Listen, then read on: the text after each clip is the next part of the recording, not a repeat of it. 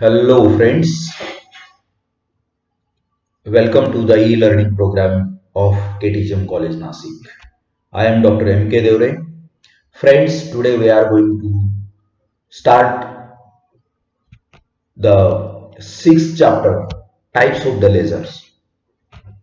And in this chapter we are going to see the different types of the lasers such as the solid type, the gas type, the liquid type and the semiconductor type of lasers.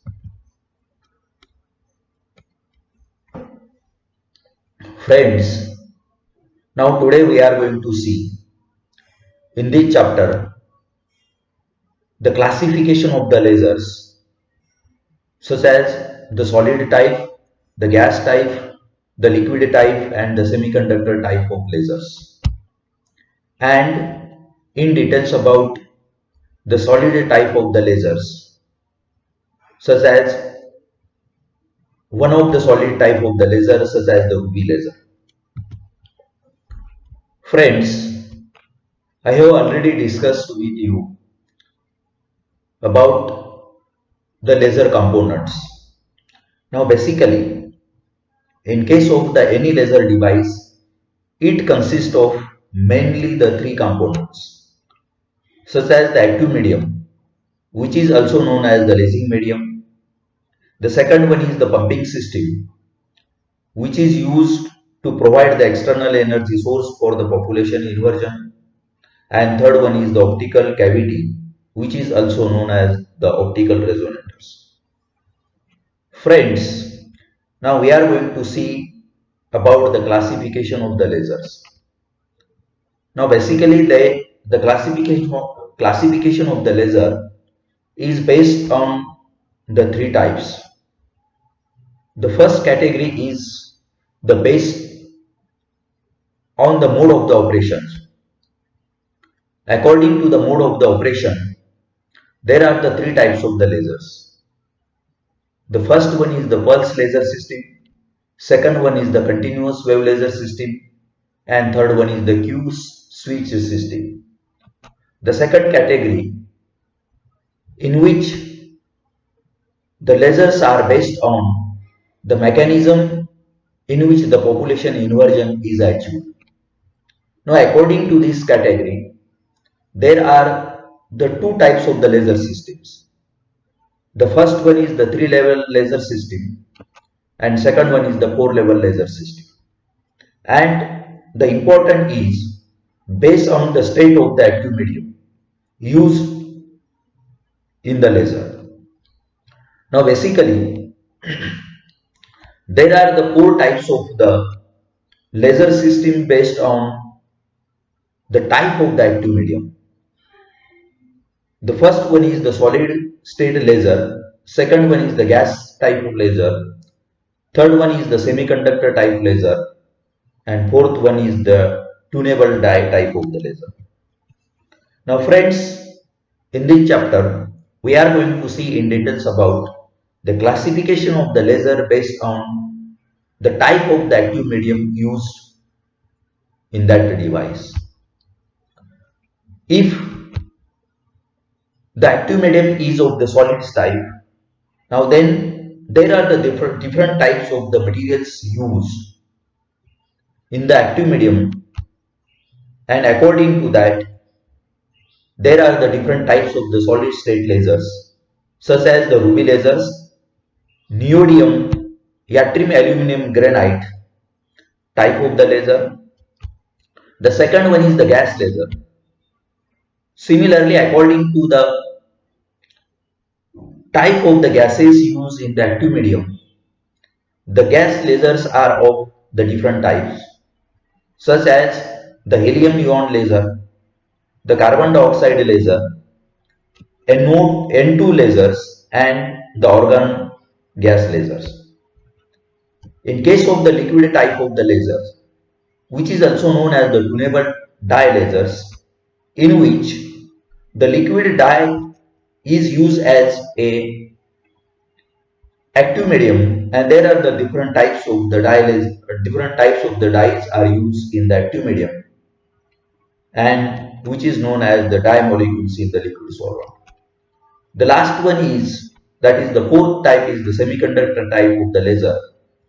Now these lasers are made up of the semiconductor materials, which is also known as the diode lasers. Friends, we are going to see in details about the solid state type of the lasers. The solid state type of the lasers was invented in 1960. The solid lasers is a laser that uses a solid crystalline or the gas material as a lasing medium. Now I have already told you that in classification of the different types of the lasers. Now in a solid laser, the lasing medium which is in the form of the solid crystalline or the gas or the glass materials. Sometimes some ions are also introduced as impurity into the host material. The host material which can be as a glass or the crystalline. And the process of adding the impurities to the substance is called the doping. So to improve the property of the host material, generally the impurities get added, and such a type of the addition of the impurity ions into the host material is known as the doping process. Some rarer earth elements such as the chromium, the cerium, etc. are most commonly used as a dopant in case of the solid state type of the laser. And the host material, such as the material such as the aluminum oxide, which is also known as the sapphire, that is the Al2O3, neodymium doped yttrium aluminum granite, the neodymium doped glass, or the yttrium doped glass are used as the host material for the laser medium. The first solid laser was a ruby laser, and it is still used in some applications. Now in this ruby laser, a ruby crystal is used as a laser medium. Now this figure now shows the construction of the solid type of the laser, in which it consists of a lasing medium. Now then, here the flash tube is used, which is used as the external energy source, and here the pair of the two mirrors, one is fully reflecting and second one is the partially reflecting mirror, which forms the optical resonators. Now in a solid state laser, light energy is used as a pumping source. That means here the flash tube is used as a pumping source, which is used to achieve the population inversion. Now in case of the light sources such as the flash tube, the flash lamp, the arc lamp, or the laser diodes may also be used to achieve the pumping. So remember that the solid state type of the laser basically consists of the solid material which acts as an active medium or the lasing medium. The second one is the flash tube, which is used the different types of the laser sources, different types of the light sources, and the third component is the pair of the reflecting mirror. Friends, now we are going to see in details about the ruby laser. The ruby laser was the first type of the laser invented and first operated by T.H.B.Sc at the US Research Laboratory in 1960. A ruby laser is a solid state laser that uses a synthetic ruby crystal as a gain medium. The synthetic ruby crystal is nothing but the crystalline aluminum oxide, that is Al2O3. The ruby mineral has a aluminum oxide with a small amount of the chromium added, which gives its characteristics pink or the red color. The ruby laser is used as a pulse laser, producing the red light of the wavelength 6943 angstrom unit. Now we are going to see in details about the construction of the ruby laser. The ruby is a crystal of aluminum oxide, that is Al2O3, in which some of the aluminum ions are replaced by the chromium ions. Now that means the Al3 plus ions are replaced by the Cr3 plus ions. This process was done by the doping a small amount of the chromium oxide in the melt of the purified Al2O3. Now that process is known as the doping process. I have already told you. These chromium ions give the crystal as pink or the red color depending upon the concentration of the chromium ions. Due to the doping of the chromium oxide,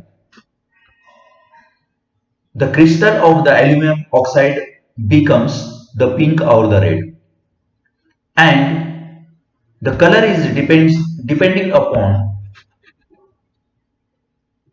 the concentration of the doped chromium ions. Now see here.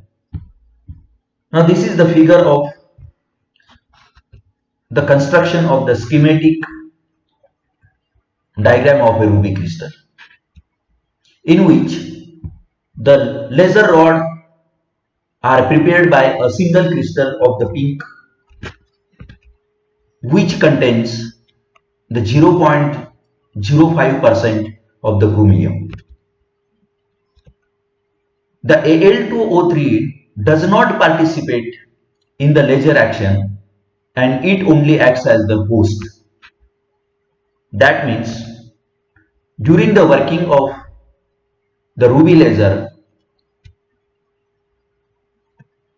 only the Cr plus 3 ions will be take part, and the Al2O3 acts as a host material.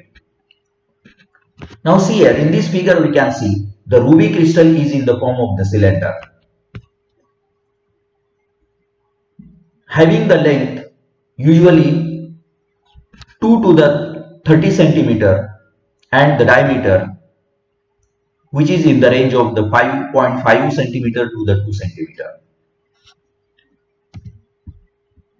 Now then we are going to see the pumping source. Now see here, in this diagram we can see a helical flash lamp filled with a xenon gas is used as a pumping source. The ruby crystal is placed inside a xenon flash lamp, and thus the optical pumping is used to achieve the population inversion in the ruby crystal. Now we have seen the different elements of the any laser device, and so the pumping source is also the very important element or the component in the laser device. The last component is the optical resonator system. Now in this ruby crystal or in this ruby type of the laser, the ends of the ruby crystals are polished, grounded and made flat. The one of the ends is completely silvered, while the other one is partially silvered to get the output. Thus these two polished ends acts as a two mirrors, and which is working as a optical resonator system. So in case of that, the working of the any laser device, the optical resonators having the very vital role, and the optical resonator is simply or is nothing but the pair of the two mirrors, one having the 100% reflectivity and second is the partial reflectivity. As a very high temperature is produced during the operation of the laser, now then the rod is surrounded by the liquid nitrogen to cool the apparatus. During the operation or the working of a laser, very high heat is produced, and to maintain the height, the whole system,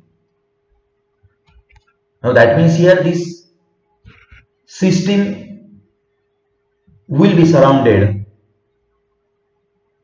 by a liquid nitrogen, and by using this it maintain the temperature of the laser device. Friends, now we are going to see in details about the working of a ruby laser with the help of energy level diagram. The ruby laser is a 3-level solid state laser in which the optical pumping is used as a pumping source. Now consider here a ruby laser medium consisting of the 3 energy levels, say as the E1, E2 and A3, with the n number of that electrons. Now see here, in this diagram we can see the 3 energy levels, say as the E1, E2 and E3. If we consider here, in these energy levels contains the n number of the electrons. As we assume that the energy levels such as the E1 is less than E2 is less than the E3. That means the population of these energy levels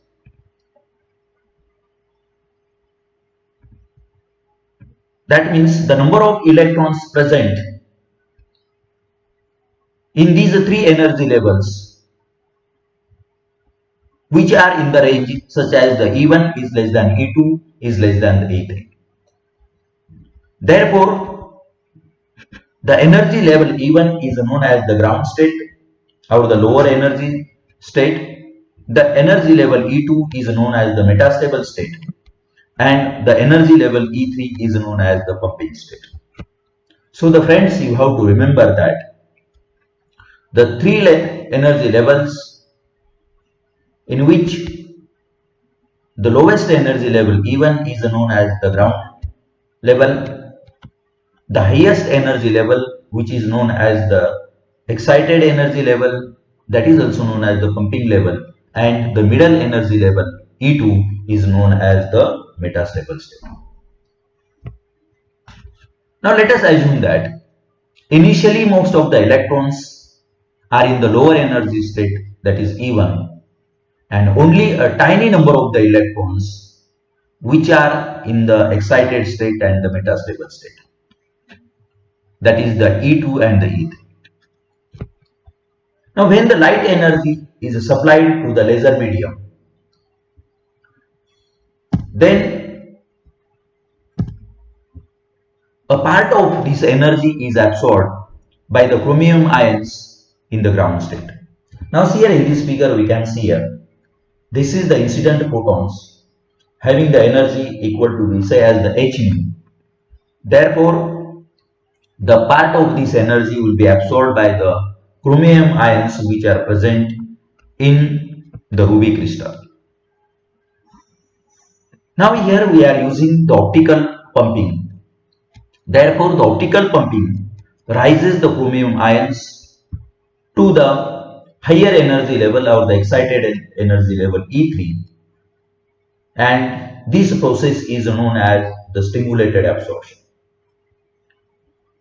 Now thus, the transition to the bands E3 is caused by the absorption of the radiations corresponding to the wavelength approximately 5451 angstrom. That means when the energy of the incident photons becomes equal to the energy, the transition becomes equal to the wavelength becomes equal to the energy difference between these two energy levels E1 and E3, which is corresponding to the wavelength approximately 5451 angstrom. Now thus the level E3 is known as the excited energy level, or it is also known as the pumping level. We know that the lifetime of the pumping state or the pumping level E3 is very small, that is nearly the 10 raised to minus 8 second. Therefore, the chromium ions in the pumping state do not stay for a long period. Therefore, after a short period, the chromium ions in the excited state loses the part of their energy during the interaction with the crystal lattice and decay to the metastable state E2. That means the chromium ions will goes from the pumping level to the metastable level. Thus, the transition from the excited state to the metastable state is non-radiative transitions. Or in other words, we can say that there is no emission of the photons. Now here, therefore here, the E2 is the metastable state. Hence, the chromium ions will stay there for a longer interval of the time. Hence, the number of the chromium ions goes on increasing in the E2 state. That means there is the accumulation of the chromium ions on the metastable state, and hence the number of the chromium ions on this metastable state will be goes on increasing. While due to the pumping, the number of ions in the ground state E1 goes on decreasing. That means the pumping process is continuous, and due to that the number of chromium ions from the ground state will goes to the pumping level, and due to that the number of chromium ions in the ground state will be goes on decreasing.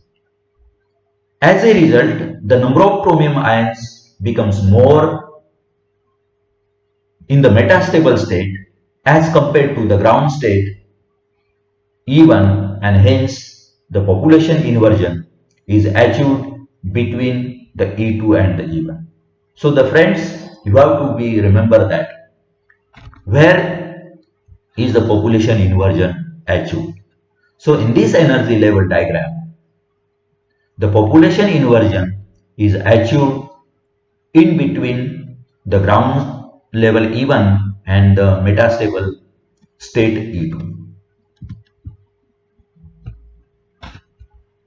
Now here, few of the chromium ions will come back to from E2 to the E1 by the process of the spontaneous emission by emitting the photons. Now during the transition, now out of the number of atoms, chromium atoms present in the metastable state, some of the ions will goes from metastable state to the ground level, and in this process, or this process is known as spontaneous emission by emitting the photons. So these emitting photons, these emitting photons travels through the ruby rod, and if it is moving in a direction parallel to the axis of the crystal, Then during this process, these photons will be reflected to and fro by the silver ends of the ruby rod until it stimulates the other excited ions and causes it to emit a fresh photons in phase with the stimulating photons. So the friends, you have to be remember that during the transition from the metastable state to the ground state, there is the spontaneous emission, and we know that in a spontaneous emission the photons are moving randomly in a different directions, but some of the photons are moving along the axis of a ruby rod. When these electrons are moving parallel to the axis of the ruby rod, then it will be get reflected between these due to these two mirrors. That means these photons are reflected to and fro by the silver ends of the ruby rod. And during this process, these photons will be collide with the again chromium ions, and it emits again the photons. That means until it stimulates the other excited ions and causes it to emit a fresh photons in a phase with the stimulating photons. That means these reflected photons will be collide with the chromium ions which are in the metastable state, and it emits again the fresh photons, and this process is known as the stimulated emission. That means the reflection will result in a stimulated emission, and it will result in the amplification of the stimulated emitting photons. Thus, the two stimulated emitted photons will knock out the 4 photons by stimulating the chromium ions. Now, in this way, the photons which are reflected in between these two mirrors, they collide with the chromium ions, and these due to this collision they emit the fresh photons. These photons will be traveling along the only one direction, that means they are moving in a same phase, and this process is known as the stimulated emission. Now this process is repeated again and again, and in this way there is the millions of the photons are produced. Thus we can say that there is the amplification. Thus when a photon's beam becomes sufficiently intense, then a very powerful and a narrow beam of the red light of the wavelength 6943 angstrom will be emerged through the partially silvered end of the ruby crystal. Thus we can say that during the transition from E2 to the E1, there is a stimulated emission, and thus this stimulated emission is nothing but the laser transition. So the friends, you have to remember that when the spontaneous emission process occur and when the stimulated emission process occur. Now here we have used the xenon lamp as a pumping source. The xenon flash lamp lasts for a few milliseconds. However, the laser does not operate throughout this period.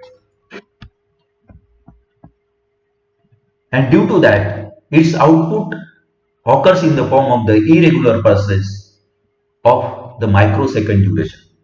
So remember that why the output of the ruby laser in a pulsating form, because the xenon lamp, because the pumping source, that is the xenon flash lamp, which produces the flash of the light, which is in a few milliseconds. Now once a stimulated transition commences, the metastable state E2 gets depopulated very rapidly, and at the end of each small pulse, the population at the E2 has fallen below the threshold value required for sustain the emission of the light, and as a result the lasing ceases. That means the lasing stops and the laser becomes inactive. But when the next pulse appears after the population inversion is once again restored, then the process will be repeated. That means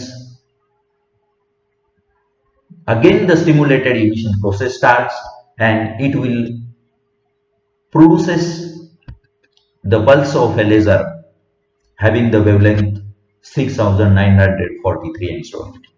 In this way, the process will be get repeated a number of the times, and we are getting the output beam of a laser light in the form of the pulses. So the friends, you have to remember that while the output of a ruby laser in a pulsating form.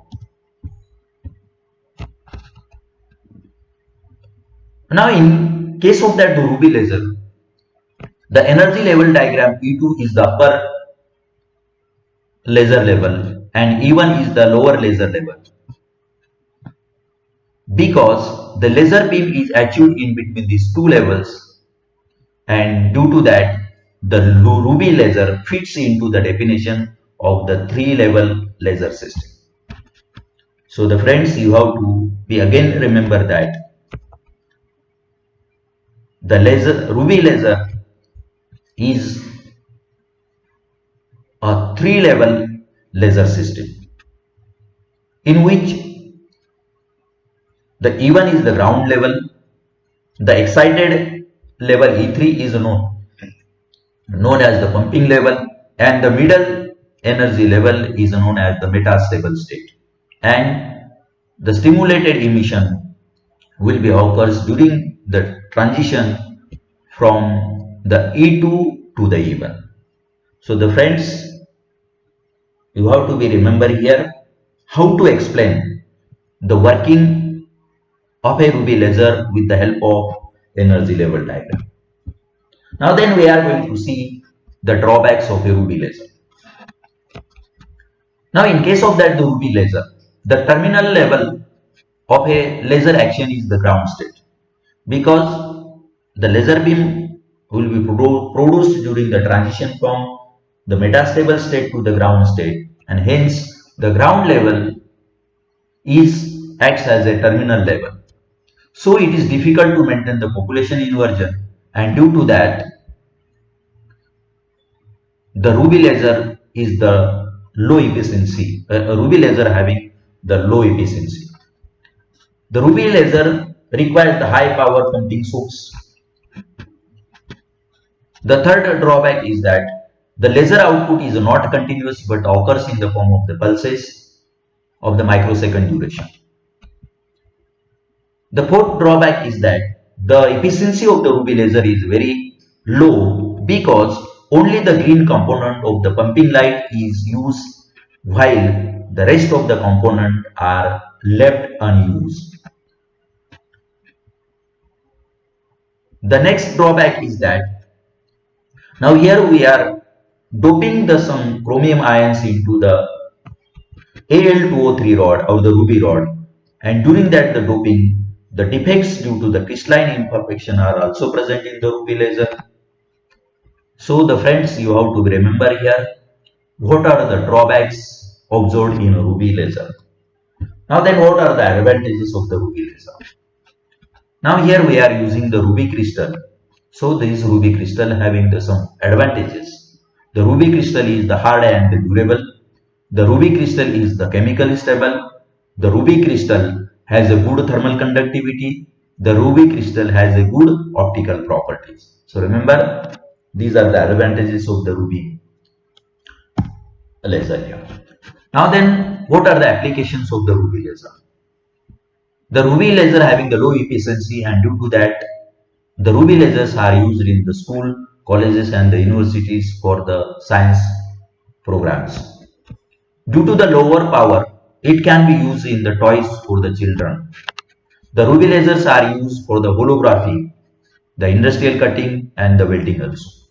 The ruby laser can be used for removing the melanin of the skin and the tattoos. So these are useful for the medical purpose also and the industrial purpose also.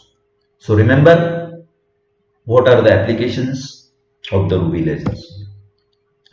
Now see here, this is the original construction of a ruby crystal, how it get constructed. Now friends, in this lecture we have seen in details about the classification of the laser based on the three modes.